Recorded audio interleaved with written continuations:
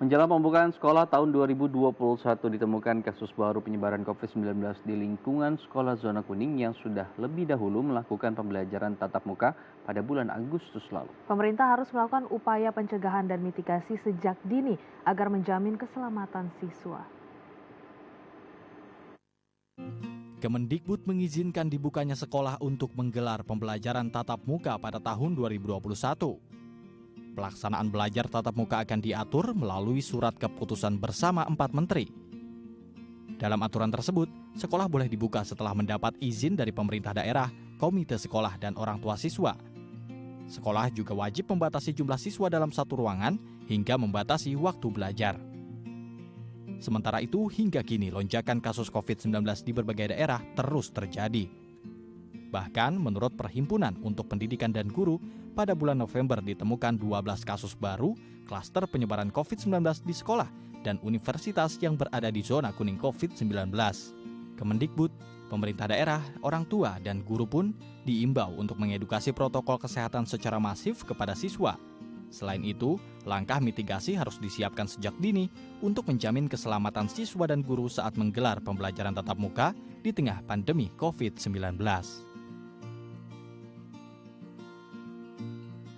Ya, untuk membahas potensi klaster penyebaran COVID-19 di lingkungan sekolah tatap muka, saat ini kita sudah terhubung dengan Satriawan Salim, Koordinator Perhimpunan untuk Pendidikan dan Guru. Selamat pagi, Pak Satriwan. Selamat pagi Mbak Prisil, Mas Imam, gimana kabar? Alhamdulillah Alhamdulillah sehat. sehat. Ya, Pak Satriwan, ini ya, kalau kita melihat evaluasi ternyata masih ada kasus COVID-19 di beberapa sekolah zona kuning karena adanya pembelajaran tatap muka. Nah, apakah kemudian kebijakan Menteri Nadiem pada 2021 nanti masih relevan? Kemudian seperti apa evaluasinya nih, Pak Satriwan? ya, terima kasih Mbak Prisil. Yang pertama kami menghimpun data ya dari tanggal 2 minggu terakhir lah, dari tanggal 22 November sampai 6 Desember 2020, setidaknya ada 12 kasus terbaru gitu ya, siswa, mahasiswa, dan guru yang positif COVID gitu.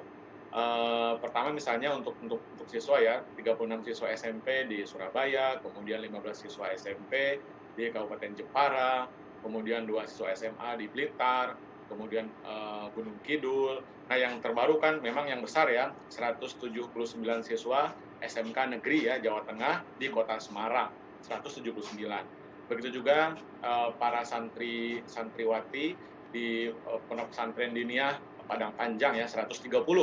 Nah, ini besar sekali. Kemudian 238 mahasiswa Politeknik Transportasi Darat Kabupaten Tabanan. Nah, ini untuk guru ya, untuk siswa atau mahasiswa. Guru juga bahkan yang terbaru itu 5 orang guru meninggal gitu ya dari SMP Negeri 3 Jekulo Kabupaten Kudus gitu. Nah, melihat fenomena ini memang 5 siap ya Kementerian Perlindungan Perempuan Pemberdayaan Perempuan dan Perlindungan Anak mengenalkan 5 siap sebelum sekolah dibuka. Pertama adalah siap Pemdanya, 2 siap sarana prasarananya, 3 siap sekolah dan gurunya, 4 siap orang tuanya, 5 siap peserta didiknya.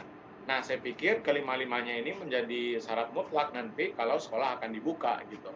Nah, tapi memang dari hasil survei kami P2G misalnya 1 minggu yang lalu 61% guru setuju sekolah dibuka karena memang ada tadi didiskusikan sebelumnya ya, ada learning loss, ada anak-anak yang jenuh di rumah gitu ya. Kemudian anak-anak nggak bisa mengakses internet, nggak punya gawai. Jadi persoalannya memang rumit ya dan dilematis gitu. Ada daerah yang bisa mengakses internet, daringnya bagus. Tapi ada yang nggak bisa mengakses internet, jarak rumah guru siswanya jauh, mereka relatif tidak belajar, Mas Imam gitu selama PJJ ini gitu.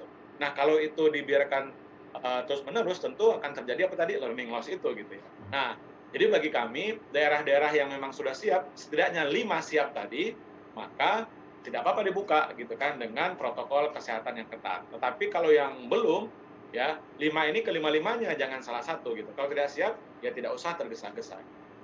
Baik. Ini kan ada tiga sektor nanti yang akan memberikan izin. Pertama dari Ya, Pemkot atau Pemda masing-masing, terus kemudian juga kepala sekolah dan terakhir komite gitu. Eh, ya, Ketika ada salah satu yang tidak sepakat untuk melakukan ya. proses pembelajaran tatap muka, apakah masih bisa dipaksakan pihak sekolah untuk melakukan pembelajaran tatap muka di sekolah mereka dengan catatan sudah memenuhi 5 kategori siap tadi? Ya, terima kasih nih, Mas Imam nih, bagus nih pertanyaannya. Kan kalau SKB 4 Menteri yang jilid 3 ya, yang terbaru kan memberikan kewenangan kepada Pemda ya, diskresinya gitu untuk membuka sekolah. Tapi ingat kunci ada di orang tua, sifatnya personal. Jadi bukan komite sekolah sebagai sebuah institusi yang mewakili gitu ya. Oh, kami sebagai lembaga menyetujui anak-anak kami masuk. Oh, nggak seperti itu. Tetapi pribadi-pribadi orang tua. Kalau mereka tidak mengizinkan, ya walaupun sekolah merasa siap, Mas Imam, itu si anak berhak untuk tidak sekolah, gitu ya. Dan mereka wajib diberikan pelayanan pendidikan oleh sekolah, walaupun mereka tidak diizinkan gitu. Jadi kunci tetap ada pada orang tua pribadi, Mas Imam. Oke, Baik. kemudian ini mitigasi seperti apa yang harus dilakukan guru-guru di sekolah jika nanti memang pelaksanaannya sudah diterapkan, anak sudah belajar tatap muka, kemudian ada ditemukan lonjakan kasus COVID-19 atau ada anak yang dan guru juga yang akhirnya positif COVID-19 nih, Pak Satriwan? Ya, sebelum rencana PTM ya, kita nyebutnya PTM, pembelajaran tatap muka Januari 2021 kan sekarang beberapa sekolah sudah membuka kan kata teman-teman, kata Mas Imam tadi gitu ya. Nah, kekhawatirannya kan makin besar ketika sekarang ada pilkada, kemudian ada libur gitu ya, libur semester loh. Kalau libur Natal, libur Tahun Baru itu jelas, tapi siswa guru ini kan juga ada libur semester ini, ya semester ganjil gitu. Nah, ada mobilitas masyarakat yang sangat tinggi kan begitu. Nah, Januari mereka akan masuk. Nah, bagaimana mitigasinya? Yang pertama, di survei kami juga disebutkan guru-guru itu berharap gitu ya, ada pengecekan langsung ya, cross check dari Pemda atau dari Kemdikbud, Kementerian Agama ke sekolah-sekolah satu demi satu. Apakah mereka siap apa tidak? Gitu ya. Setidaknya yang 5 siap tadi gitu. Kemudian yang kedua, guru-guru juga meminta di survei kami itu agar setiap sekolah memiliki SOP teknis. Bayangkan Mas Imam, di sekolah memang relatif bisa terawasi oleh guru, tapi di luar pagar sekolah, siapa yang bisa mengawasi kan? Bayangkan di satu kabupaten itu puluhan ribu siswa yang akan lalu lalang, naik kendaraan umum, mereka kemana, bermain dengan siapa, 3M apa enggak, mereka nongkrong di mana, kan tidak ada yang bisa mengawasi. Makanya perlu dibutuhkan satgas khusus yang mengawasi aktivitas anak-anak kita selesai pulang sekolah itu. Baik, ya jangan lupa tadi hal tersebut karena kalau rutinitas pagi kembali dibuka, anak-anak bersekolah, kemacetan, ngumpul di mana-mana. Nah, ini juga harus diperhatikan baik. Mas Satriwan, terima kasih. Semoga ini bisa menjadi insight dan juga masukan untuk Pemda kita, pemerintah kita, dan juga para komite dan juga kepala sekolah yang ada di Indonesia untuk tadi agar kita bersiap. Karena kita juga tidak pernah tahu daerah mana yang akan siap, wilayah mana yang akan siap. Kita hanya berdoa supaya tadi pendidikan tetap berjalan, baik PJJ ataupun tatap muka. Terima kasih, Mas Satriwan. Ya, terima kasih Mas Imam. Ya pemirsa, usai jeda kita akan berbincang tentang podcast edukatif untuk anak. Tetap bersama kami di Halo Indonesia.